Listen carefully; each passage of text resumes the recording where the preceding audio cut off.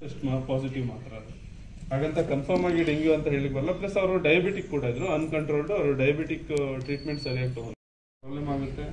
ಅದೆಲ್ಲ treatment ಸ್ಟೇಜಸ್ಗಿಂತ ಮುಂಚೆನ curative part prevention ಇದ್ರ ಬಗ್ಗೆ ಒತ್ತು ಕೊಡೋದು ತುಂಬ ಸೂಕ್ತ. ಓಕೆ, ಎಲ್ಲರೂ ಕೂಡ ಜ್ವರ ಇರುತ್ತೆ, ಮೈಕೈ ನೋವು ಇರುತ್ತೆ, ಮಯಾಲ್ಜಿಯಾ ಇರುತ್ತೆ. ಮತ್ತು ಡೆಂಗ್ಯೂದೊಂದು ಸ್ಪೆಸಿಫಿಕ್ ಆಗಿ ಏನು ಹೇಳಬೇಕು ಅಂದರೆ ಕಣ್ಣುಗುಡ್ಡೆ ನೋವು ಇರುತ್ತೆ. ಬಟ್ ಅದು ಇರಲೇಬೇಕು ಅಂತಿಲ್ಲ, ಇಲ್ಲದೇನೂ ಇರುತ್ತೆ. ಕೆಲವು ಸತಿ ಟೆಸ್ಟ್ ಮಾಡಿದರೆ ಮಾತ್ರ ಗೊತ್ತಾಗುತ್ತೆ. ಹಾಗೆ ಕೆಲವು ಸತಿ ಮಿಸ್ ಆಗುತ್ತೆ. ಸೊ ಅದ್ರ ಒಳಗಡೆ ನಾವು ಕೆಲವು ಕಡೆ ಡೆಂಗ್ಯೂ ಪಾಸಿಟಿವ್ ಏರಿಯಾದಲ್ಲೆಲ್ಲ ಮನೆ ಒಳಗೆ ಹೋಗಿ ನೋಡಿದಾಗ ಬಚ್ಚಲು ಮನೆಯಲ್ಲಿ ಒಂದು ಕಡೆ ಸೈಡಿಗೆ ನೀರು ನಿಂತಿರುತ್ತೆ. ಅದನ್ನು ತುಂಬ ದಿನಗಟ್ಟಲೆ ಒಂದು ಬಕೆಟಲ್ಲೂ ಇಟ್ಟಿರ್ತಾರೆ. ಅಥವಾ ತುಂಬ ದಿನ ಆ ಬಕೆಟನ್ನು ಉಪಯೋಗಿಸಲ್ಲ. 1 ವಾರ 15 ದಿವಸ ಅಲ್ಲೂ ಕೂಡ ಸೊಳ್ಳೆಗಳ ಲಾರ್ವಾಗಳು ಸಿಗ್ತಾ ಇದೆ. ಆಮೇಲೆ ಕೆಲವರು ಕೂಲರ್ ಯೂಸ್ ಮಾಡ್ತಾ ಇದ್ರಿ ಇರ್ಬೋದಲ್ವಾ, ಬಿಸಿಲು ಇರುವಾಗ ಕೂಲರ್ ಯೂಸ್ ಮಾಡ್ತಿದ್ರಿ. ಆಮೇಲೆ ಆಲ್ಮೋಸ್ಟ್ ಕೆಲವರು ಫ್ರಿಜ್ಜನ್ನು ಯೂಸ್ ಮಾಡ್ತಿದ್ದೀರಿ.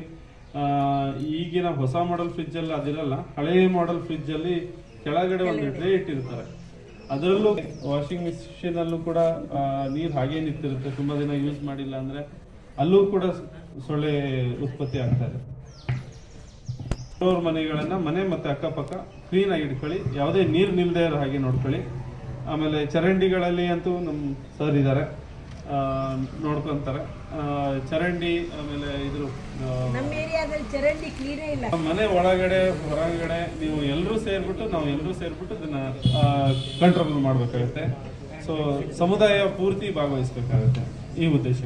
Dengue, malaria, chikungunya, Japanese encephalitis, filaria, ಇನ್ನೂ ತುಂಬಾ ಕಾಯಿಲೆಗಳು ಸೊಳ್ಳೆಯಿಂದ ಹರಡುತ್ತೆ. ಅದು ಎಲ್ಲದನ್ನು ಕಂಟ್ರೋಲ್ ಮಾಡ್ದಂಗೆ ಆಗುತ್ತೆ. ಅಂಟು ರೋಗ ಅಲ್ಲ ಇದು ಒಬ್ಬರಿಂದ ಒಬ್ಬರಿಗೆ ಹರಡಲ್ಲ, ಆದರೆ ಸೊಳ್ಳೆಯಿಂದ ಒಬ್ಬರಿಂದ ಒಬ್ಬರಿಗೆ ಹರಡುತ್ತೆ.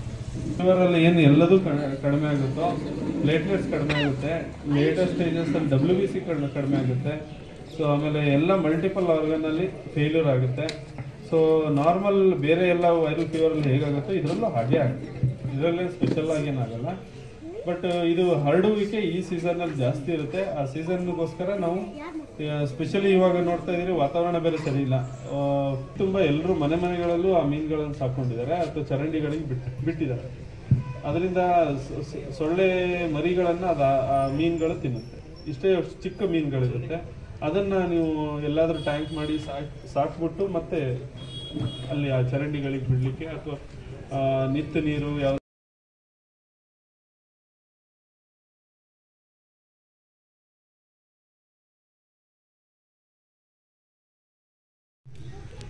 ಈ ಭಾಗದಲ್ಲಿದ್ದು ನಾವು ಎಲ್ಲರನ್ನೂ ಅಧ್ಯಕ್ಷರು ಉಪಾಧ್ಯಕ್ಷರಾದರೂ ಬನ್ನಿ ಅಂತ ಕರೆದಿದ್ವಿ. ಅದರ ಉದ್ದೇಶ ಇಷ್ಟೇ, ಸ್ತ್ರೀ ಶಕ್ತಿ ಸಂಘ ಅಂದರೆ ಆ ಮಹಿಳೆಯರೇ ನೀವು ಮನೆಯ ಜವಾಬ್ದಾರಿಯನ್ನು ನೋಡ್ತಕ್ಕಂಥವ್ರು. ಒಂದು ಬೇರೆ ಬೇರೆ ಪ್ರದೇಶದಿಂದ ಹರ್ಕೊಬಂದು ಕಚ್ಚಿ ಮಾಡೋದಂತಲ್ಲ. ನಿಮ್ಮ ಮನೆಯಿಂದ 20 ಅಡಿ ಸುತ್ತಳತೆಯಲ್ಲಿ ಏನು ನೀರು ನಿಂತಿದ್ರೆ ಅಂಥ ಪ್ರದೇಶಗಳಲ್ಲಿ ಉತ್ಪತ್ತಿ ಆಗೋಂಥ ಒಂದು ಸೊಳ್ಳೆ ಯಾವುದು ಡೆಂಗ್ಯೂ ಸೊಳ್ಳೆ. ಅದರಿಂದ ತಾವುಗಳು ಮಹಿಳೆಯರಿಗೆ ಹೆಚ್ಚಿನ ನಾವು ಅರಿವು ಮೂಡಿಸಿದರೆ ನಿಮ್ಮ ಮನೆಯ ಸ್ವಚ್ಛತೆ ಜೊತೆಗೆ ಸ್ವಲ್ಪ ಆ ಕಡೆ ಈ ಕಡೆ ಕೈ ನೀಡಿ ನೀವು ಸ್ವಚ್ಛತೆ ಮಾಡಿಕೊಂಡ್ರೆ ಮನೆ ಹೊರಭಾಗ ಯಾವುದೇ ಕಾರಣಕ್ಕೂ ಡೆಂಗ್ಯೂ ಬರೋದಿಲ್ಲ. ಇಷ್ಟೇ. ನೀವು ಉದಾಹರಣೆಗೆ ಪಾತ್ರೆ ತೊಳೆಯೋಕ್ಕಂತೇಳಿ ಒಂದು ಟಬ್ ಇಟ್ಕೊಂಡಿರ್ತೀರ, ಒಂದು ಬಕೆಟ್ ಇಟ್ಕೊಂಡಿರ್ತೀರ. ಆ ಬಕೆಟ್ ಎಲ್ಲ ತೊಳೆದಾದ್ಮೇಲೆ ಅದನ್ನ ಚೆಲ್ಲಿದ ಮೇಲೆ ಸಹ ನೀವು ಹಿಂಗಿಟ್ಟಾಗ ಒಂದು ಕೈ ನೀರು ನಿಂತಿರುತ್ತೆ.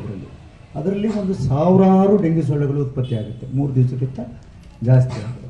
ಒಂದು ಟೈರು, ಒಂದು ಖಾಲಿ ಪಾಟ್ಗಳು ಅಥವಾ ಮಡಿಕೆ ಪೀಸು, ಅದು ಸೊಳ್ಳೆಗೆ ಇಷ್ಟೇ ನೀರು ಸಾಕು. ಈ ಸೊಳ್ಳೆ ಏನು ಡೆಂಗ್ಯೂ ಸೊಳ್ಳೆ ಇದೆ, ಇದು ಹರಿಯುವ ನೀರಿನಲ್ಲಾಗಲಿ ತುಂಬ ಕೊಳಚೆ ನೀರಿನಲ್ಲಿ ಉತ್ಪತ್ತಿ ಆಗೋಂಥ ಸೊಳ್ಳೆ ಅಲ್ಲ. ಅಂದರೆ ನೀರು ಸ್ವಚ್ಛವಾಗಿರಬೇಕು. ಆ ನೀರನ್ನು ಯಾರು ಡಿಸ್ಟರ್ಬ್ ಮಾಡಬಾರ್ದು. ನೀವು ಮನೆಯಲ್ಲಿ ನಿಮ್ಮ ಟ್ಯಾಂಕ್ ಇರ್ತದೆ. ಎಲ್ಲರೂ ಸಹ ದಿನನಿತ್ಯ ಸ್ವಚ್ಛ ಮಾಡಿ ಟ್ಯಾಂಕ್ ತುಂಬಿಕೊಳ್ಳೋದಕ್ಕೆ ಇನ್ನೊಂದಕ್ಕೆ ಆಗೋದಿಲ್ಲ. ನೀವು ಏನೂ ಮಾಡೋದು ಬೇಡ. ನಿಮ್ಮ ಟ್ಯಾಂಕಲ್ಲಿ ಇರ್ತಕ್ಕಂಥ ನೀರನ್ನ ಒಂದ್ಸರಿ ಒಂದು ಬಕೆಟ್ ನೀರು ತುಂಬಿಬಿಟ್ಟು ಮೇಲಿಂದ ಹೋಯಿದರೆ ಆ ಸೊಳ್ಳೆಯ ಮೊಟ್ಟೆಗಳೇನಾದರೆ ಡಿಸ್ಟ್ರಾಯ್ ಆಗುತ್ತೆ. ನಿಮ್ಮನೆ ಚರಂಡಿ ಎದುರುಗಡೆ ಆಯಿತು, ಎಲ್ಲರೂ ನಾವು ಪಿನ್ ಟು ಪಿನ್ ಚರಂಡಿ ಕ್ಲೀನ್ ಮಾಡೋಕ್ಕಾಗಲ್ಲ. ನೀವು ಏನು ಮಾಡೋದು ಬೇಡ. ಈಗಂತೂ ನಾವು ನೀರಿಗಂತೂ ತೊಂದರೆ ಮಾಡಿಲ್ಲ ಸಾಗರ ನಗರಸಭೆಯಿಂದ, ಹೌದಾ? ಪ್ರತಿಯೊಬ್ಬರಿಗೂ ನೀರು ಕೊಡ್ತೀವಲ್ಲ. ನೀವು ಏನೂ ಬೇಡ, ನಿಮ್ಮ ಮನೆ ಮುಂದ್ಗಡೆ ಇದೆ ಚರಂಡಿಗೆ ದಿನ ಬಿಟ್ಟು ದಿವಸ 2 ಬಕೆಟ್ ನೀರು ಹಾಕಿ ಆ ಚರಂಡಿಯಲ್ಲಿ ಸೊಳ್ಳೆ ಇರಲ್ಲ.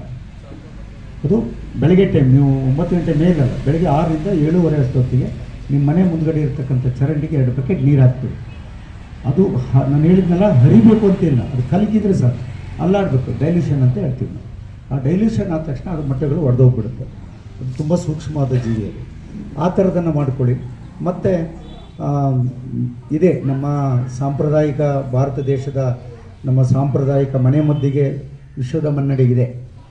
ಹಾಗಂತೇಳಿ ನೀವು ಆಸ್ಪತ್ರೆಗೆ ತೋರಿಸ್ತೇನೆ, ಚಿಕಿತ್ಸೆ ತಗೊಳ್ದೇನೆ ನೀವು ಸರಿಯಾಗುತ್ತೆ, ಇನ್ನೊಂದು ತಿಂದರೆ ಸರಿಯಾಗುತ್ತೆ ಅನ್ನೋದನ್ನು ಅದಕ್ಕೆ ಸೀಮಿತವಾಗದೆ ಆಸ್ಪತ್ರೆಗೆ ಹೋಗಿ ಫಸ್ಟ್ ಟ್ರೀಟ್ಮೆಂಟ್ ತಗೊಳ್ಳಿ. 3 ದಿವಸ ಆದಮೇಲೆ ಸರಿಯಾಗಿಲ್ಲ ಅಂದರೆ ಇದು ಮಾಡಿ ಪರೀಕ್ಷೆ ಮಾಡ್ಕೊಳ್ಳಿ. ಯಾಕಂದರೆ ಪರಿಹಾರ ಅದೇ. ಈಗ ನಮ್ಮಲ್ಲಿರ್ತಕ್ಕಂಥ ಪ್ರಾಚೀನ ಗಿಡಮೂಲಿಕೆಗಳು ಅವು ಶಕ್ತಿ ಕಳ್ಕೊಂಡಿಲ್ಲ, ಆದರೆ ನಾವು ಅದರಿಂದ ಗುಣಮುಖರಾಗೋ ಶಕ್ತಿಯನ್ನು ಕಳ್ಕೊಂಡಿದ್ದೀವಿ. ನಾವು ಪ್ಯಾರಾಸೆಟಮಾಲ್ ಡೋಲೋ 650 ತಿಂದ್ರೇ ಜ್ವರ ಕಡಿಮೆ ಆಗೋದು. ನಿಮಗೆ ನೀವು ಹಿಂದಿನ ಥರ ಒಂದು ಸಣ್ಣ ಯಾವುದೋ ಯಾರೋ ವೈದ್ಯ ಡಾಕ್ಟ್ರು ಎಂಟ್ರಮ್ ಡಾಕ್ಟ್ರು ಎಲ್ಲ ಕೊಡ್ತಿದ್ದಲ್ಲ, ಆ ಮಾತ್ರೆ ಎಲ್ಲ ಈಗ ಜ್ವರ ಕಡಿಮೆ ಆಗೋಲ್ಲ. ಡೋಲೋ 650ನೇ ಬೇಕು. ಅಲ್ಲಿಂದ ಈಚೆ ಕೊಡುತ್ತೆ, ಇಲ್ಲಿ ಬರೋ ತಕ್ಷಣ ಇಲ್ಲಿ ಬಂದು ಸೊಳ್ಳೆ ನೋಡಿದ್ದೀರಿ ನೀವು, ಹಾರಿಬಿಟ್ಟು ಒಂದು ರೂಮಿಂದ ಇನ್ನೊಂದು ರೂಮಿಗೆ ಹೋಗಲ್ಲ, ಅದು ಅಷ್ಟು ಶಕ್ತಿ ಇಲ್ಲ ಅದಕ್ಕೆ. ಅದಕ್ಕಾಗಿ ಈ ಥರದ ಒಂದು ತಾಯಂದರು ಮುಂಜಾಗ್ರತಾ ಕ್ರಮ. ಈ ಒಂದು ಮಳೆ ಸ್ಟಾರ್ಟ್ ಆಗೋವರೆಗೆ ನಿಮ್ಮ ಮನೆ ಒಳಗಡೆ ವರಂಡ ಕಸ ಹೊಡಿತೀರಿ, ಸುಮ್ಮನೆ ಸ್ಟೈಲಾಗಿ ಸುಮ್ಮನೆ ನಿಮ್ದು ಎಷ್ಟು ಜಾಗದ ಅಷ್ಟು ಜಾಗಕ್ಕೆ ಹಿಡಿ ಆಡಿಸ್ಬಿಡಿ. ಹಿಡಿ ಎಲ್ಲ ಆಡಿಸ್ಬಿಡಿ ಸುತ್ತ ಮನೆ ಹಿಂದೆ ಮುಂದೆ ಎಲ್ಲ. ಅಲ್ಲಿರೋ ಸೊಳ್ಳೆಗಳು ಹಾರಿ ಬಿಸಿಲು ಬಂದರೆ ಸತ್ತೋಗ್ಬಿಡ್ತಾವೆ.